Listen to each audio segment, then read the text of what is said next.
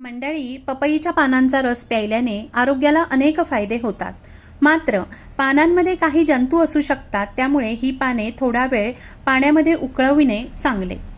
पपईच्या पानांचा रस ताप, थकवा, डोकेदुखी, मळमळ, उलट्या आणि त्वचेची जळजळ यासारख्या लक्षणांवर उपयोगी आहे.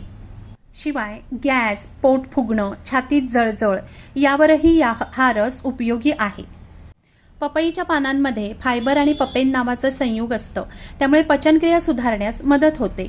ज्यांना सांधेदुखीची समस्या आहे त्यांनी नियमितपणे पपईच्या पानांचा रस सेवन केल्यास हा त्रास कमी होऊ शकतो. पपईच्या पानांच्या अर्कामध्ये शक्तिशाली अँटीऑक्सिडंट असतात. ते रक्तातील साखरेचे प्रमाण नियंत्रित करू शकतात. पपईच्या फळाचे सुद्धा अनेक उपयोग आहे.